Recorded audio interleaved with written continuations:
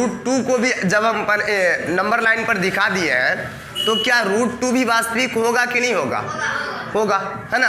तो अब हम कह सकते हैं कि सारी संख्याओं के संग्रह को, चाहे वो पूर्ण हो, प्राकृत हो, परिमेय हो, पूर्णांक हो या अपरिमेय हो, सारी संख्याओं के संग्रह को हम क्या कहेंगे?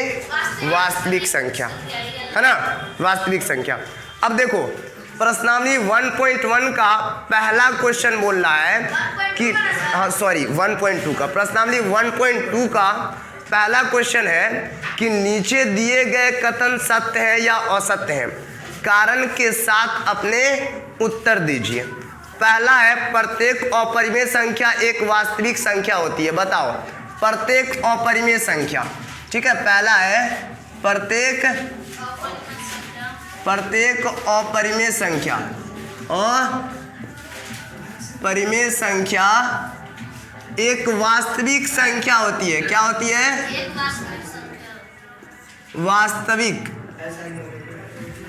वास्तविक संख्या होती है। क्या है ऐसा? सही है कथन, प्रत्येक अपरिमेय संख्या एक वास्तविक संख्या होती है। अभी हम तुमको √2 को नंबर लाइन पर दिखाए हैं, तो √2 क्या था? एक अपरिमेय संख्या।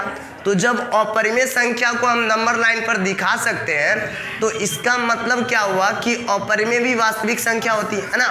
तो हम सारी अपरिमेय संख्याओं को नंबर लाइन पर दिखा सकते हैं, और वास्तविक संख्या भी वही होती है जिसको हम नंबर लाइन पर दिखा सकते हैं। तो इसका मतलब कि सारी अपरिमेय संख्या क्या हो गई? वास्तविक संख्या, है ना। तो ये कथन क्या है? सत्य है। पहला कथन सत्य है, प्रत्येक अपरिमेय संख्या एक वास्तविक संख्या होती है, ठीक है। ये कथन क्या है? सत्य है, ठीक है। अब देखो दूसरा, संख्या रेखा का प्रत्येक बिंदु √m के रूप का होता है, जहां m एक प्राकृत संख्या है। अब एक बात बताओ, संख्या रेखा का प्रत्येक बिंदु, अब हम संख्या रेखा पर अभी तुमको जो बताए हैं कि हम √2 को संख्या रेखा पर दिखा सकते हैं, ठीक है। तो √2 की बजाय हम क्या √2.1 को नहीं दिखा सकते हैं? ये भी एक अपरिमेय संख्या, तो हम इसको भी दिखा सकते हैं। तो ये जो दूसरा कथन है तो √m के रूप का होता है, यानी √m के रूप का संख्या रेखा पर कोई भी संख्या √m के रूप का होता है, जहां पर m एक प्राकृतिक संख्या है। तो अब एक बात बताओ कि क्या ये एक प्राकृत संख्या है? नहीं है, क्योंकि 2.1 प्राकृत कहां से आया? 2 प्राकृतिक है ना। फिर 2 के बाद 3 है, लेकिन 2.1 नहीं है। तो इसका मतलब कि जो भी कितना भी मतलब कोई भी संख्या जो नंबर लाइन पर हो वो √m के रूप का तो हो सकता है, लेकिन ये जरूरी नहीं है कि वो m का मान एक प्राकृतिक संख्या ही हो। वो प्राकृत के अलावा और भी कुछ हो सकता है, ठीक है। पूर्णांक हो सकता है, पूर्ण हो सकता है, ठीक है, पूर्ण हो सकता है ना, या तो कोई और हो सकता है ना, जैसे 2.1 है कि नहीं। ये परिमेय संख्या मतलब अपरिमेय है ना, तो ये संख्या है। समझ में आया? इधर रे लड़का, समझ में आया ना। तो ये कोई जरूरी नहीं कि प्राकृत ही हो, ठीक है, कोई भी संख्या हो सकती है। हाँ, तो असत्य है, ऐसा नहीं ना, ऐसा सही में। तो ये क्या हो जाएगा? असत्य, ठीक है। अब देखो तीसरा है प्रत्येक वास्तविक संख्या एक अपरिमेय संख्या होती है। अब बताओ, जितनी भी वास्तविक संख्या है वो सब अपरिमेय है क्या?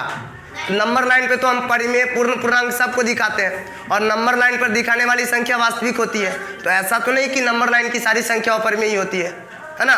तो तीसरा भी असत्य हो जाएगा क्या? यानी सारी वास्तविक संख्या अपरिमेय नहीं होती है। अगर सारी अपरिमेय संख्या वास्तविक रहता तब हो सकता था, लेकिन ये है क्या?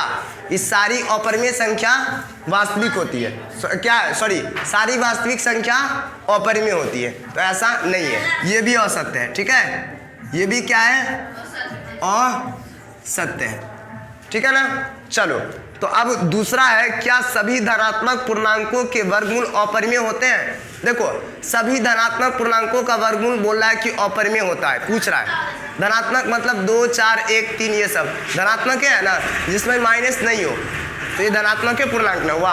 उसके बाद यदि नहीं, अगर ऐसा नहीं है तो ऐसी संख्या के वर्गमूल का उदाहरण दीजिए जो एक परिमेय संख्या। देखो √4, देखो 4 एक, यहाँ देखो 4 धनात्मक पूर्णांक है, 4 का वर्गमूल परिमेय हो जाएगा 2, है ना।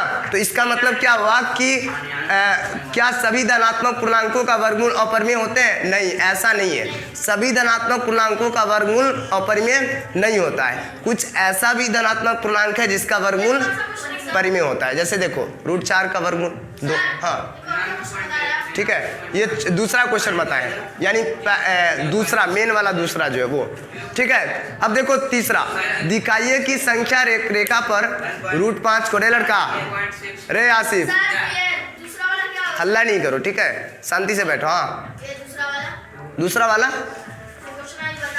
हाँ ये दूसरा बताएं। दूसरा, क्या सभी धनात्मक पूर्णांकों के वर्गमूल अपरिमेय होते हैं? ये वाला नहीं, ऐसा नहीं है। बोल रहा है कि कोई भी धनात्मक पूर्णांक के वर्गमूल का उदाहरण लेके समझाइए। तो हम 4 धनात्मक पूर्णांक का वर्गमूल ले लिए, तो 4 का वर्गमूल क्या आ गया? 2 आ गया। तो ये तो परिमेय है, ऐसा नहीं है, ठीक है। समझ में आया? ठीक है ना। यानी धनात्मक पूर्णांकों का वर्गमूल जो है अपरिमेय होता है, ऐसा नहीं है, परिमेय भी हो सकता है, ठीक है। जैसे यहाँ पर देखो √4 का वर्गमूल आ गया ना 2, तो परिमेय है कि नहीं? हो गया।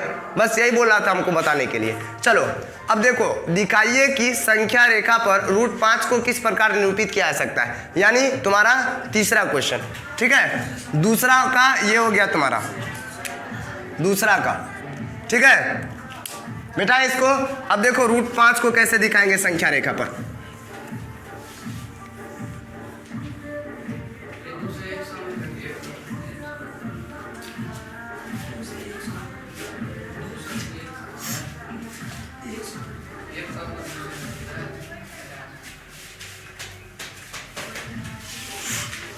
इधर ध्यान दो, √5 है ना, √5 को हमको क्या संख्या रेखा पर दिखाना है? तो देखो ये संख्या रेखा हो गया, ठीक है। कोई भी एक पॉइंट ले लेंगे, O, ये 0 हो गया। अब O से लेके ये 1, ये 2, एकदम एक बराबर होनी चाहिए दूरी। तुम लोग स्केल से बनाओगे 3, हाँ ये 4, ठीक है। बस रहने दो, काफी है, ठीक है।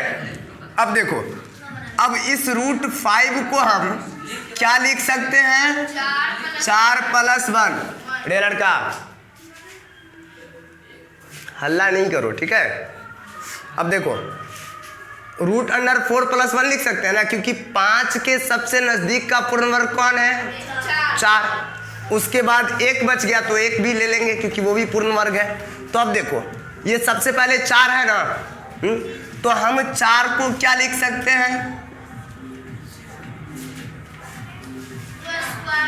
है ना, 2² अब +1 को भी।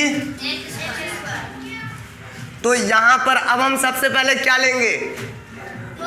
वहां पर जब 1 था तो 1 यूनिट लिए थे, अभी कितना है? 2 है, तो 2 यूनिट लेंगे। देखो ये यहाँ से यहाँ तक 1 यूनिट और यहाँ से यहाँ तक 2 यूनिट हो गया, तो ये पूरा लेंगे ये, हाँ हाँ, वहाँ पर 1² था तो 1 यूनिट लिए थे ना, अब यहाँ पर 2 है तो 2 यूनिट लेंगे, बस ऐसे ही, ठीक है। मेन तुमको यहाँ पर यही समझना, ये अगर तुमको हो गया ना तो आराम से बन जाएगा। समझ में आ रहा है? तो 2 था यहाँ पर तो 2 यूनिट लिए। अब यहाँ पर 1 है तो लंब कितना का खींचेंगे? इसका ना लंब खींचेंगे रे, तो लो इसका लंब खींच देंगे ऐसे। कितना खींचेंगे? 1 यूनिट, यानी यहाँ से यहाँ तक, यानी यहाँ से यहाँ तक का माप होना चाहिए। तो मान लो यहाँ से आएगा, तो ये हो गया तुम्हारा 1 यूनिट का लंब। अब ये कितना है? 1 ही यूनिट का ना खींचे, और ये पूरा 2। तो ये O है, इसको A मान लेते हैं, इसको B। अब O को B से मिला दो, तो ये जो लंब खींचे तो यहाँ पर 90 डिग्री का कोण बन रहा है ना, तो ये एक समकोण त्रिभुज हो गया। अब जब ये समकोण त्रिभुज हो गया तो इसमें कर्ण का वर्ग इन दोनों के वर्ग के बराबर होगा, है ना, वर्ग के योग के बराबर होगा। तो देखो यहाँ पर OB का स्क्वायर बराबर होगा ना ओ ए के स्क्वायर यानी ए बी के स्क्वायर के ए बी का स्क्वायर अब प्लस ओ ए का स्क्वायर होगा कि नहीं। अब देखो ओ बी स्क्वायर बराबर ए बी कितना है एक, तो एक का स्क्वायर प्लस ओ ए